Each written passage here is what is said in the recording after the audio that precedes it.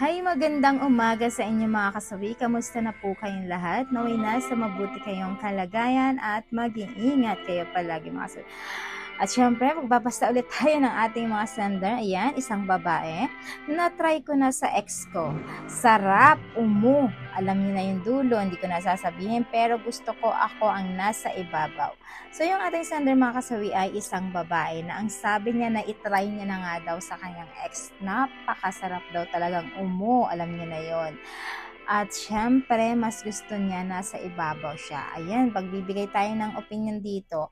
Bakit nga ba gustong-gusto ng mga kababaihan na talagang sila yung nasa ibabaw? Natatapik din naman natin yan makakailan palagi, 'di ba?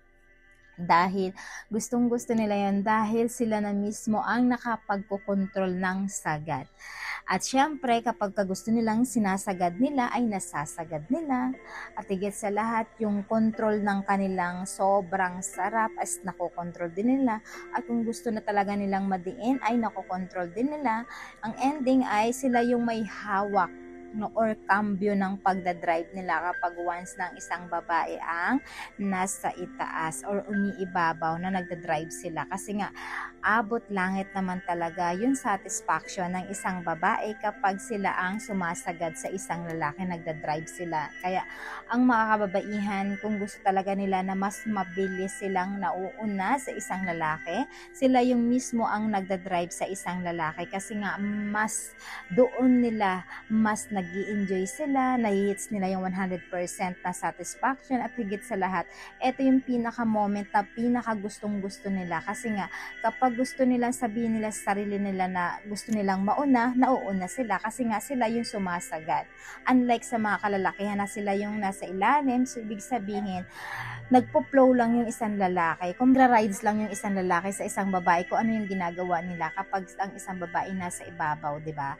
So kapag ang isang lalaki, syempre sumusunod lang siya sa gusto ng isang babae kapag once ang isang babae yung nagdadrive sa itaas mga kasawi. So yun lang po yun kung bakit nga ba gustong-gusto ng mga kababaihan na sa ibabaw talaga sila. At syempre hindi lang yun.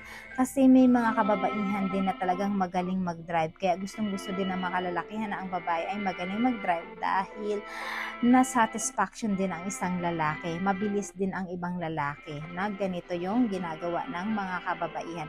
Pero sabi ko nga sa inyo, may mga lalaki at isang babae na hindi pare-parehas yung kagustuhan nila pagdating sa jug-jugan. Mga lalaki na sila yung gusto nasa ibabaw, may mga babae naman na ganon, pero may mga kalalakihan naman na ayaw nila sa ibabaw, may babae din naman na ayaw. Kumbaga gusto lang nila, nakahiga lang talaga sila. So yun lang po yung opinion natin mga kasawi tungkol sa ating sender. Naway naintindihan mo ang ibig ko sabihin. Maraming salamat po sa patuloy na pagsuporta niyo sa akin, sa walang sawang pag-share at pag-comment. Sa mga hindi pa po nakapag-subscribe mga kasawi, pwede na kayo mag-subscribe, pwede na rin kayo mag-follow para updated kayo sa topic ko araw-araw.